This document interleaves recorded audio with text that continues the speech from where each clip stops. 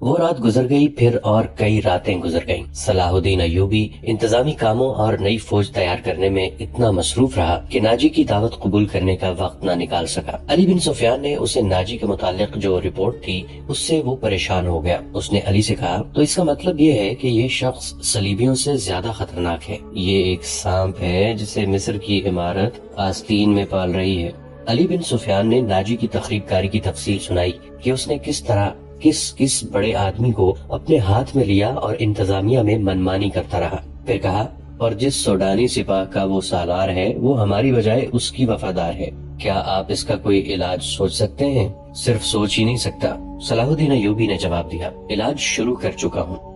مصر سے جو سپاہ بھرتی کی جا رہی ہے اسے میں سوڈانی محافظوں میں گڑمٹ کر دوں گا، پھر یہ فوج سوڈانی ہوگی نہ مصری۔ ناجی کی یہ طاقت بکھر کر ہماری فوج میں جذب ہو جائے گی۔ ناجی کو میں اس کے صحیح ٹھکانے پر لے آؤں گا، اور میں یہ بھی وثوق سے کہہ سکتا ہوں کہ اس نے صلیبیوں کے ساتھ بھی گٹھ جوڑ کر رکھا ہے۔ علی بن سفیان نے کہا، آپ سلطنت اسلامیہ کو ایک مضبوط مرکز پر لا کر اسلام کو وسعت دینا چاہتے ہیں، مگر ناجی آپ کے خواب کو دیوانے کا خواب کہہ رہا ہے۔ تم اس سلسلے میں کیا کر رہے ہو؟ یہ مجھ پہ چھوڑیں۔ علی بن سفیان نے کہا، میں جو کچھ کروں گا وہ آپ کو ساتھ ساتھ بتاتا رہوں گا، آپ مطمئن رہیں۔ میں نے اس کے گرد جاسوسوں کی ایسی دیوار چن دی ہے جس کی آنکھیں بھی ہیں اور کان بھی ہیں، اور یہ دیوار متحرک ہے۔ یوں سمجھ لیں میں نے اسے اپنے جاسوسی کے قلعے میں قید کر لیا ہے۔ صلاح الدین ایوبی کو علی بن سفیان پر اس قدر اعتماد تھا کہ اس سے اس کی درپردہ کارروائی کی تفصیل نہ پوچھی۔ علی نے ان سے پوچھا، معلوم ہوا ہے کہ وہ آپ کو جشن پر مدعو کر رہا ہے، اگر یہ بات صحیح ہے تو اس کی دعوت اس وقت قبول کیجیے گا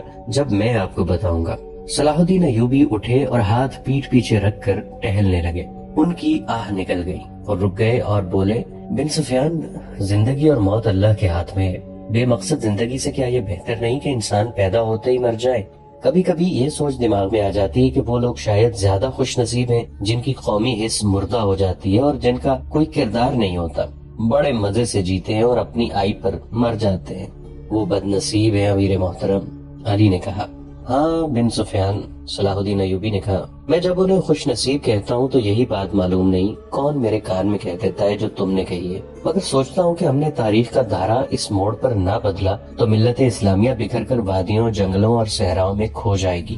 ملت کی خلافت 3 حصوں میں بٹ گئی ہے، امیر منمانی کر رہے ہیں اور صلیبیوں کے اعلی کار بنتے جا رہے ہیں۔ مجھے یہ ڈر بھی محسوس ہونے لگا ہے کہ مسلمان اگر زندہ رہے تو وہ ہمیشہ صلیبیوں کے غلام اور اعلی کار بنے رہیں گے۔ وہ اسی پہ خوش رہیں گے کہ زندہ ہیں، مگر قوم کی حیثیت سے وہ مردہ ہوں گے۔ ذرا نقشہ دیکھو علی، آدھی صدی میں دیکھو ہماری سلطنت کا نقشہ کتنا سکڑ گیا ہے۔ وہ خاموش ہو گیا، سر جھکا کر ٹہلنے لگا، پھر رک گیا اور سر کو جھٹک کر علی بن سفیان کو دیکھا۔ صلاح الدین ایوبی نے کہا، جب تباہی اپنے اندر سے اٹھے تو اسے روکنا محال ہو جاتا ہے۔ اگر ہماری خلافت اور عمارتوں کا یہی حال رہا تو صلیبیوں کو ہم پہ حملہ کرنے کی ضرورت پیش نہیں آئے گی۔ وہ آگ جس میں ہم اپنا ایمان، اپنا کردار اور اپنی قومیت جلا رہے ہیں، اس میں صلیبی آہستہ آہستہ تیل ڈالتے رہیں گے۔ ان کی سازشیں ہمیں آپس میں لڑاتی رہیں گی۔ میں شاید اپنا عزم پورا نہ کر سکوں، میں شاید صلیبیوں سے شکست بھی کھا جاؤں، لیکن میں قوم کے نام ایک وصیت چھوڑنا چاہتا ہوں۔ وہ یہ ہے کہ کسی غیر مسلم پر کبھی بھروسہ نہ کرنا، ان کے خلاف لڑنا ہے تو لڑ کر مر جانا، کسی غیر مسلم کے ساتھ کبھی سمجھوتا اور کوئی معاہدہ نہ کرنا۔ آپ کا لہجہ بتا رہا ہے جیسے آپ اپنے عزم سے مایوس ہو گئے ہیں۔ علی بن سفیان نے کہا، مایوس نہیں، صلاح الدین ایوبی نے کہا، جذباتی۔ علی، میرا ایک حکم متعلقہ شعبے تک پہنچا دو، بھرتی تیز کر دو اور کوشش کرو کہ فوج کے لیے زیادہ سے زیادہ ایسے آدمی رکھو جو جنگ کا تجربہ حاصل کر چکے ہوں۔ ہمارے پاس اتنی لمبی تربیت کا وقت نہیں۔ بھرتی ہونے والوں کا مسلمان ہونا لازمی قرار دے دو، اور تم اپنے لیے ذہن نشین کر لو کہ ایسے جاسوسوں کا ایک دستہ تیار کرو جو دشمن کے علاقے میں جا کر جاسوسی بھی کریں اور شب خون بھی ماریں۔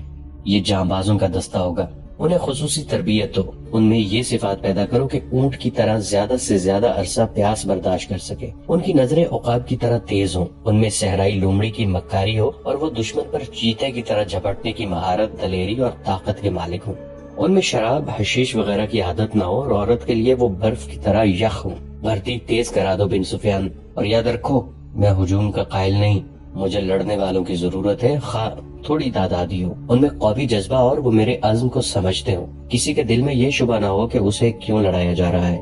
اگلے 10 دنوں میں ہزارہ تربیت یافتہ سپاہی امارت مصر کی فوج میں آ گئے اور ان 10 دنوں میں ناجی نے زکوئی کو ٹریننگ دے دی کہ وہ صلاح الدین ایوبی کو کون کون سے طریقے سے اپنے حسن کے جال میں پھانس کر اس کی شخصیت اور اس کے کردار کو کمزور کر سکتی ہے۔ ناجی کے ہمراز دوستوں نے زکوئی کو دیکھا تو انہوں نے بلا خوف تردید کہا کہ اس لڑکی کو مصر کے فرعون دیکھ لیتے تو خدائی کے دعوے سے دستبردار ہو جاتے۔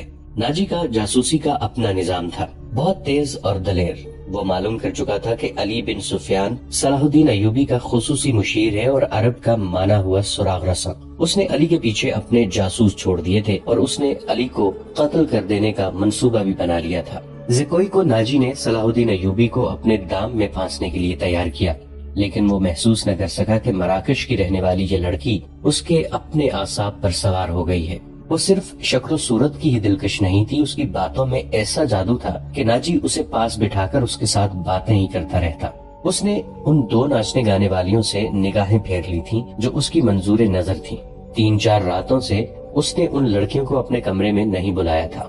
ناجی سونے کے انڈے دینے والی مرغی تھی جو ان کے قبضے سے نکل کر زکوئی کی آغوش میں انڈے دینے لگی تھی۔ انہوں نے زکوئی کو راستے سے ہٹانے کی ترکیبیں شروع کر دیں۔ وہ آخر اس نتیجے پر پہنچی کہ اسے قتل کرا دیا جائے، مگر اسے قتل کرانا ممکن نظر نہیں آتا تھا کیونکہ ناجی نے اسے جو کمرہ دے رکھا تھا اس پر 2 محافظوں کا پہرا رہتا تھا۔ اس کے علاوہ یہ دونوں لڑکیاں اس مکان سے بلا اجازت باہر نہیں جا سکتی تھیں جو ناجی نے انہیں دے رکھا تھا۔ انہوں نے حرم کی خادمہ خاتون میں سے ایک کو اعتماد میں لینا شروع کر دیا۔ وہ اس کے ہاتھوں زکوئی کو زہر دینا چاہتی تھی۔ علی بن سفیان نے صلاح الدین ایوبی کا محافظ دستہ بدل دیا۔ یہ سب امیر مصر وائسرائے کے پرانے باڈی گارڈز سے۔ ان کی جگہ اس نے ان سپاہیوں میں سے باڈی گارڈز کا دستہ تیار کیا جو نئی بھرتی میں آئے تھے۔ یہ جانبازوں کا منتخب دستہ تھا جو سپاہ گری میں بھی طاق تھا اور جذبے کے لحاظ سے اس کا ہر سپاہی مرد حر تھا۔ تاجی کو یہ تبدیلی بالکل پسند نہیں تھی، لیکن اس نے صلاح الدین ایوبی کے سامنے اس تبدیلی کی بے حد تعریف کی اور اس کے ساتھ ہی درخواست کی کہ صلاح الدین ایوبی اس کی دعوت قبول کر لے۔ صلاح الدین ایوبی نے اسے جواب دیا کہ وہ 1 آدھ دن میں اسے بتائے گا کہ وہ کب دعوت قبول کر سکے گا۔ اس کے جانے کے بعد صلاح الدین ایوبی نے علی بن سفیان سے مشورہ لیا کہ وہ دعوت پر کب جائے۔ علی نے انہیں مشورہ دیا کہ اب وہ کسی بھی روز دعوت قبول کر لیں۔ دوسرے ہی دن صلاح الدین ایوبی نے ناجی کو بتایا کہ وہ کسی بھی رات دعوت پہ آ سکتا ہے۔ ناجی نے 3 روز بعد کی دعوت دی اور بتایا کہ یہ دعوت کم اور جشن زیادہ ہوگا اور یہ جشن شہر سے دور صحرا میں مشعلوں کی روشنی میں منایا جائے گا۔ ناچ گانے کا انتظام ہوگا، باڈی گارڈز کے گھڑ سوار اپنے کرتب دکھائیں گے، شمشیر زنی اور بغیر ہتھیاروں کی لڑائی کے مقابلے ہوں گے اور صلاح الدین ایوبی کو رات وہیں قیام کرایا جائے گا اور وہاں رہائش کے لیے خیمے نصب ہوں گے۔ صلاح الدین ایوبی پروگرام کی تفصیل سنتے رہے۔ انہوں نے ناچ گانے پر بھی اعتراض نہ کیا۔ ناجی نے ڈرتے اور جھجکتے ہوئے کہا، فوج کے بیشتر سپاہی جو مسلمان نہیں یا جو ابھی نیم مسلم ہیں کبھی کبھی شراب پیتے ہیں۔ وہ شراب کے عادی نہیں، وہ اجازت چاہتے ہیں کہ جشن میں انہیں شراب پینے کی اجازت دی جائے۔ آپ ان کے کمانڈر ہیں۔ صلاح الدین ایوبی نے کہا، آپ چاہیں تو انہیں اجازت دے دیں، نہ دینا چاہیں تو میں آپ پر اپنا حکم نہیں چلاؤں گا۔ امیر مصر کا اقبال بلند ہو۔ ناجی نے غلاموں کی طرح کہا، میں کون ہوتا ہوں اس کام کی اجازت دینے والا جس کو آپ سخت ناپسند کرتے ہیں؟ انہیں اجازت دے دیں کہ جشن کی رات ہنگامہ آرائی اور بدکرداری کے سوا سب کچھ کر سکتے ہیں۔ صلاح الدین ایوبی نے کہا، اگر شراب پی کر کسی نے ہلہ گلہ کیا تو اسے سخت سزا دی جائے گی۔ یہ خبر جب صلاح الدین ایوبی کے سٹاف تک پہنچی کہ ناجی صلاح الدین ایوبی کے اعزاز میں جو جشن منعقد کر رہا ہے اس میں ناچ گانا ہوگا اور شراب بھی پی جائے گی، اور صلاح الدین ایوبی نے اس جشن کی دعوت ان خرافات کے باوجود قبول کر لی ہے، تو سب حیرت سے ایک دوسرے کا منہ دیکھنے لگے۔ کسی نے کہا کہ ناجی جھوٹ بولتا ہے، وہ دوسروں پر اپنا روب ڈالنا چاہتا ہے، اور کسی نے یہ رائے دی کہ ناجی کا جادو صلاح الدین ایوبی پر بھی چل گیا ہے۔ یہ رائے ان سربراہوں کو پسند آئی جو ناجی کے ہم نوالا اور ہم پیالہ تھے۔ صلاح الدین ایوبی نے چارج لیتے ہی ان کے لیے عیش و عشرت، شراب نوشی اور بدکاری جرم قرار دے دی تھی۔ انہوں نے ایسا سخت ڈسپلن رائج کر دیا تھا کہ کسی کو پہلے کی طرح فرائض سے کوتاہی کی جرت نہیں ہوتی تھی۔ وہ اس پر خوش تھے کہ آج نئے امیر مصر نے کسی دعوت میں شراب اور رقص کی اجازت دے دی ہے تو کل پرسوں وہ خود بھی ان رنگینیوں کا رسیا ہو جائے گا۔ صرف علی بن سفیان تھا جسے معلوم تھا کہ صلاح الدین ایوبی نے خرافات کی اجازت کیوں دی ہے۔ جشن کی شام آ گئی۔ ایک تو چاندنی رات تھی۔ صحرا کی چاندنی اتنی شفاف ہوتی ہے کہ ریت کے ذرے بھی نظر آ جاتے ہیں۔ دوسرے ہزارہ مشلوں نے وہاں صحرا کی رات کو دن بنا دیا تھا۔ باڈی گارڈز کا ہجوم تھا جو ایک وسیع میدان کے گرد دیواروں کی طرح کھڑا تھا۔ ایک طرف صلاح الدین ایوبی کے بیٹھنے کے لیے جو مسند رکھی گئی تھی وہ کسی بہت بڑے بادشاہ کا تخت معلوم ہوتی تھی۔ اس کے دائیں بائیں بڑے رتبوں کے مہمانوں کی نشستیں تھیں۔ اس وسیع و عریض تماشا گاہ سے تھوڑی دور مہمانوں کے لیے نہایت خوبصورت خیمے نصب تھے۔ ان سے ہٹ کر ایک بڑا خیمہ صلاح الدین ایوبی کے لیے نصب کیا گیا تھا جہاں اسے رات بسر کرنا تھی۔ علی بن سفیان نے سورج غروب ہونے سے پہلے وہاں جا کر اس خیمے کے ارد گرد محافظ کھڑے کر دیے تھے۔ جب علی بن سفیان وہاں محافظ کھڑے کر رہا تھا، ناجی زکوئی کو آخری ہدایات دے رہا تھا۔ اس شام زکوئی کا حسن کچھ زیادہ ہی نکھر آیا تھا۔ اس کے جسم سے ایسے عطر کی بھینی بھینی بو اٹھ رہی تھی جس میں سیر کا تاثر تھا۔ اس نے بال اریاں کندھوں پر پھیلا دیے تھے۔ سفید کندھوں پر سیاہی مائل بھورے بال زاہدوں کی نظروں کو گرفتار کرتے تھے۔ اس کا لباس اس قدر باریک تھا کہ اس کے جسم کے تمام نشیب و فراز صاف نظر آتے تھے۔ اس کے ہونٹوں پر قدرتی تبسم اد کھلی کلی کی مانند تھا۔ تاجی نے اسے سر سے پاؤں تک دیکھا اور کہا، صلاح الدین ایوبی پر تمہارے جسمانی حسن کا شاید اثر نہ ہو، اپنی زبان استعمال کرنا۔ وہ سبق بھولنا نہیں جو میں اتنے دنوں سے تمہیں پڑھا رہا ہوں، اور یہ بھی نہ بھولنا کہ اس کے پاس جا کر اس کی لونڈی نہ بن جانا، انجیر کا وہ پھول بن جانا جو درخت کی چوٹی پر نظر آتا ہے مگر درخت پر چڑھ کر دیکھو تو غائب ہو جاتا ہے۔ اسے اپنے قدموں میں بٹھا لینا۔ میں تمہیں یقین دلاتا ہوں کہ تم اس پتھر کو پانی میں تبدیل کر لو گی۔ اسی سرزمین میں کلوپترا نے سیزر جیسے مرد آہن کو اپنے حسن اور جوانی سے پگھلا کر مصر کی ریت میں بہا دیا تھا۔ کلوپترا تم سے زیادہ خوبصورت نہیں تھی۔ میں نے تمہیں جو سبق دیے ہیں وہ کلوپترا کی چالیں تھیں۔ عورت کی یہ چالیں کبھی ناکام نہیں ہو سکتی۔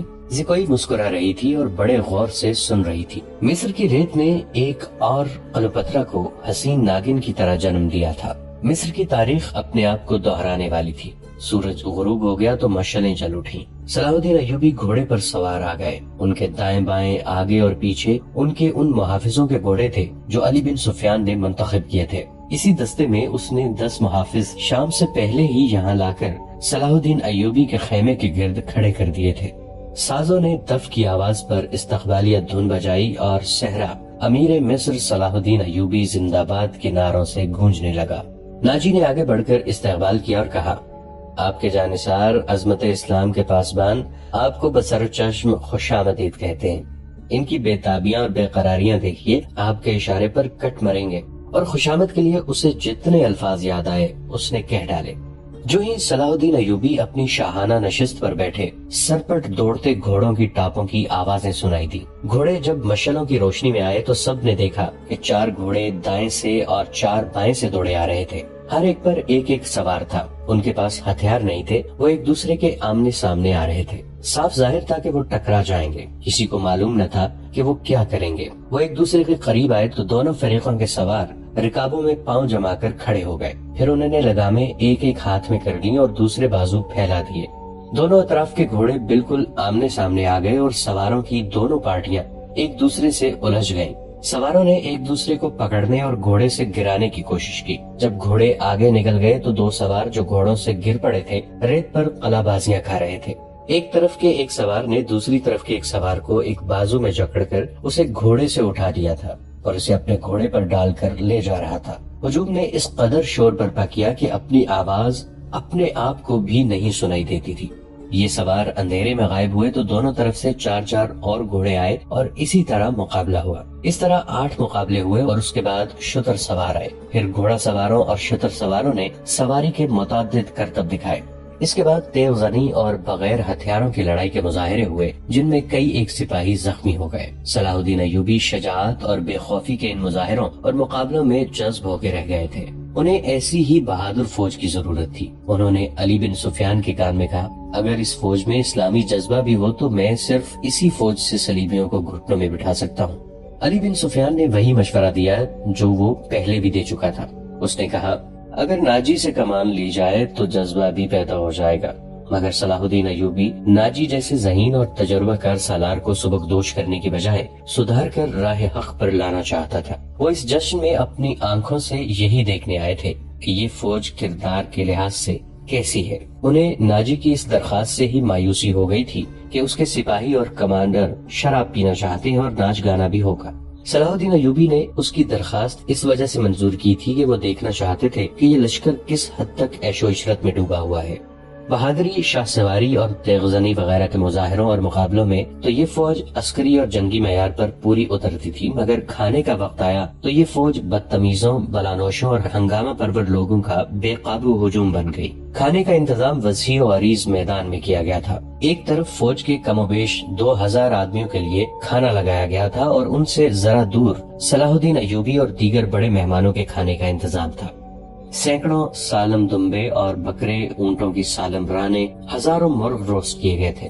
دیگر لوازمات کا کوئی شمار نہ تھا اور سپاہیوں کے سامنے شراب کے چھوٹے چھوٹے مشکیزیں اور سراہیاں رکھ دی گئی تھیں۔ سپاہی کھانے اور شراب پر ٹوٹ پڑے، غٹاغٹ شراب چڑھانے لگے اور مارکا آرائی ہونے لگی۔ صلاح الدین ایوبی یہ منظر دیکھ رہے تھے اور خاموش تھے۔ ان کے چہرے پر کوئی ایسا تاثر نہیں تھا جو یہ ظاہر کرتا کہ وہ کیا سوچ رہے ہیں۔ انہوں نے ناجی سے صرف اتنا پوچھا، 50,000 فوج میں سے آپ نے یہ سپاہی دعوت کے لیے کس طرح منتخب کیے تھے؟ کیا یہ آپ کے بدترین سپاہی ہیں؟ نہیں امیر مصر، ناجی نے غلامانہ لہجے میں جواب دیا، یہ 2000 عسکری میرے بہترین آدمی ہیں۔ آپ نے ان کے مظاہرے دیکھے ہیں، ان کی بہادری دیکھیے۔ میدان جنگ میں یہ جس جانبازی کا مظاہرہ کریں گے وہ آپ کو حیران کر دے گا۔ آپ ان کی بدتمیزی کو نہ دیکھیں، یہ آپ کے اشارے پر جانیں قربان کر دیں گے۔ میں کبھی کبھی انہیں کھلی چھٹی دے دیا کرتا ہوں تاکہ مرنے سے پہلے دنیا رنگ و بو سے پورا لطف اٹھائے۔ صلاح الدین ایوبی نے اس استدلال کے جواب میں کچھ بھی نہ کہا۔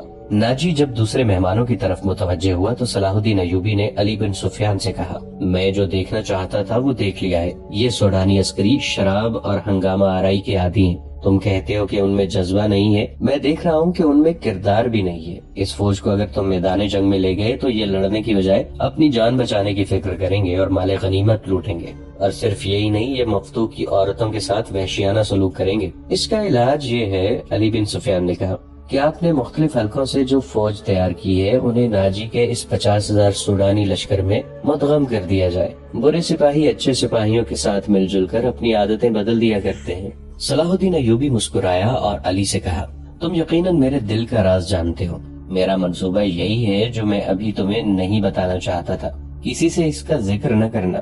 علی بن سفیان میں یہی وصف تھا کہ دوسروں کے دلوں کے راز جان لیا کرتا تھا، اور یہ غیر معمولی طور پر ذہین تھا۔ وہ کچھ اور کہنے ہی لگا تھا کہ ان کے سامنے کئی اور مشعلیں روشن ہو گئیں۔ زمین پر بیش قیمت قالین بچھے ہوئے تھے۔